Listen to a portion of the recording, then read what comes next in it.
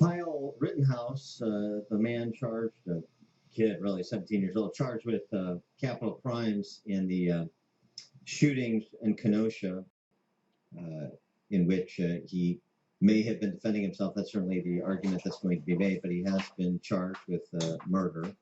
He is from Antioch. He was in Kenosha. We went through this yesterday when his defense attorney appeared on Tucker Carlson's show to sort of lay out the case, the argument on his behalf. Right, and he didn't cross state lines. He's a lifeguard there in Kenosha, so he works there. Mm-hmm. And, there's some question about whether or not he was legally able to open carry a rifle, but that's, of course, secondary to the interchanges that resulted in 2 dead and 1 injured. Illinois gun owners, at least some of them, are going to rally for Kyle Rittenhouse this coming Saturday outside Lake County Jail. And the organizer of that is John Coyne from Mundelein. He joins us now. John, thanks for being with us. Appreciate it. Hi, good morning, Dan and Amy. How are you this fine day? Good. Illinois gun owners together rallying for Kyle Rittenhouse outside Lake County Jail this coming Saturday. The reason that you're picking this issue over upon which to rally the faithful, rally the 2A crowd. Well, we are a Second Amendment group, which means we are a self-defense group, and self-defense is not a crime. And unfortunately, this kid put himself in the center of a riot. And, I don't think anyone thinks that was a good idea. But,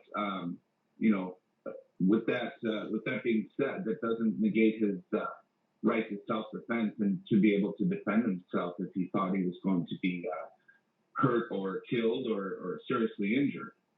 So that's kind of what the stance is of many of our group members. And so we're trying to show up there just to rally support for Kyle, and hopefully the sheriff and or the judge will release him because he was given no bail.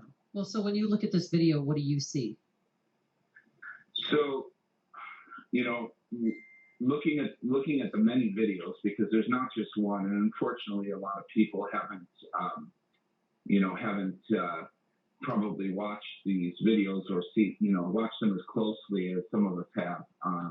And I think the facts and the details as they've come out, over a week later, we can see that this kid actually acted in self-defense. And, I think each and every incident, because there were 3 separate shootings where he allegedly shot these guys. And, you had 3 individuals, Joseph Rosenbaum, Anthony Huber, and also Gage Grosskreutz, who were all kind of, had criminal records in their own right. But they all clearly, if you watch the videos, they all clearly attacked. Are you concerned at all, and I understand the argument that was made by his defense attorney, and I've watched the New York Times reporting on this, the videos, the live streams that they put together to try and provide a timeline, as well as the actual footage of some of the shooting incidents. But they're quick to admit that there are some gaps. They put together what is available, but there are some gaps. And are you concerned at all that we don't have all the evidence yet, and there may be interactions that were not caught on video that there's evidence of that could undermine Rittenhouse's case?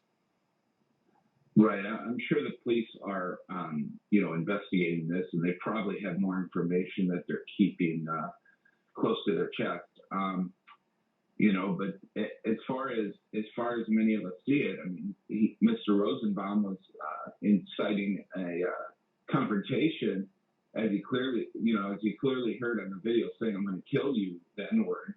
And then he broke free and chased Kyle and threw something at him while he continued to rush him. And then Kyle attempted to run away, which is what you're supposed to do. I mean, we don't have a stand your ground law.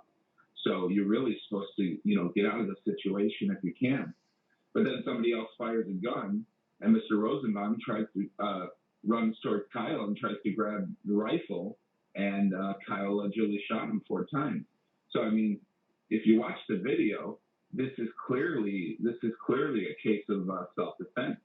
And the other 2 incidents that happened afterward, You have Kyle making a phone call to somebody, and then he ran down the street toward the police. Again, he's retreating.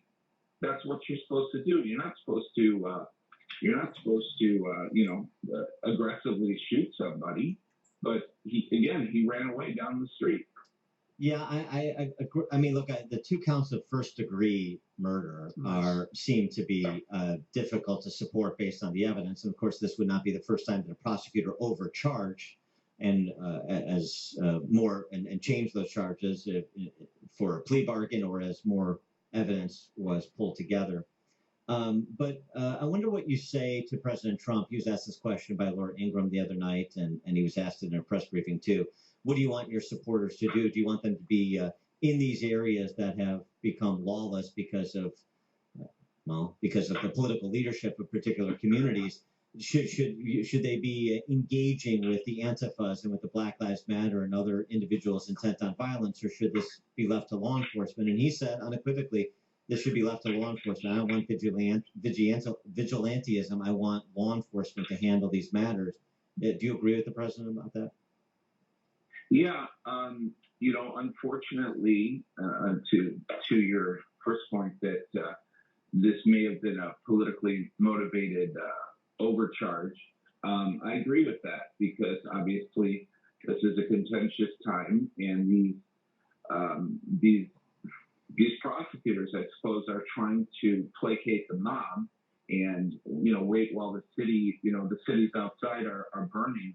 And, they're trying not to agitate the situation. But, the law is what the law is. And unfortunately, Kyle put himself in the middle of this.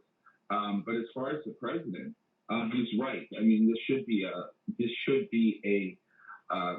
the job of law enforcement to come in and put a stop to these. But unfortunately, you have the prosecutors, and then you have the government officials such as these mayors and also governors of these states that aren't doing anything about it, or they're not doing enough while their citizens sit here and watch their cities burn.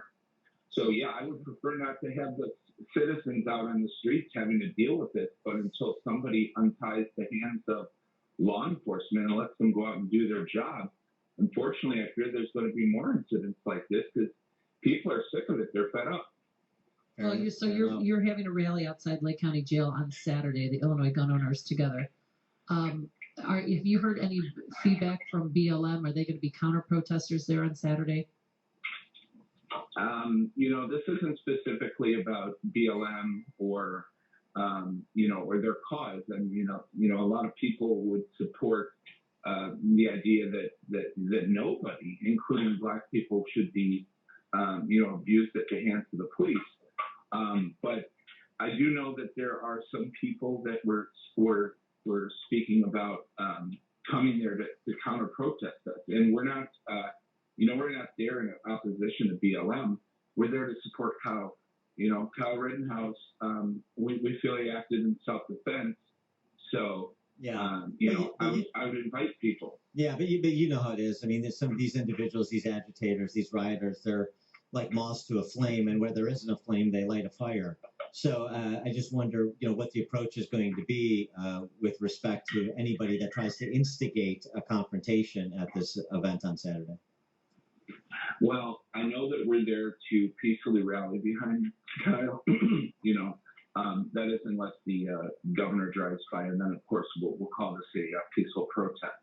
But we're not there to cause any.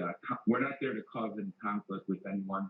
We're just there to rile around Kyle, and we've been in touch with the Vernon Hills Police Department, and that's actually where the rally will be. It'll be outside the Deaf Key Juvenile Center, which is also known as the Hulse Juvenile Center. And Vernon Hills Police are going to be on site then. Yes, I mean they know that we're going to be there. Of course, we don't have a permit for this. I don't think they give out permits for such a thing. Mm-hmm. But we're going to be there and try to garner some support for Kyle. Hopefully, somehow he'll find out that we were outside trying to support him. I hope that will encourage him. As he's stuck there now for a few more weeks until they'll extradite him to Kenosha. Give us the details then on this rally again, the time and location. Okay, so we're calling this our self-defense is not a crime rally. It's a rally for Kyle Rittenhouse. It's going to be at the Deaf Key Juvenile Center, which is formerly known as the Hulse Juvenile Center, at 24647 North Milwaukee Avenue in Vernon Hills. We're going to be there Saturday from 11 a.m. till 2 p.m. And of course, the date on Saturday is September 5th. For people who can't, physically join us, we'll be out on the side of the road, by the way. For people who can't join us, we invite them to come by, whether they're in a car, a motorcycle, a truck. Come by, honk your horn, support Kyle, make some noise. Let's let them hear us, and hopefully bring some awareness to this travesty that has happened to this kid. All right, he is John Coyne, Illinois Gun Owners Together. Self-defense is not a crime rally for Kyle Rittenhouse this coming Saturday, 11 a.m. to 2 p.m. at the Juvie Center in Vernon Hills. John Coyne, thanks so much for joining us. Good luck at the rally. Thank you, guys. Thank you. And he joined us on our turnkey.pro answer line. The more you listen, the more you'll know. This is Chicago's Morning Answer. On AM560, The Answer. Hi, I'm Dave Nissen.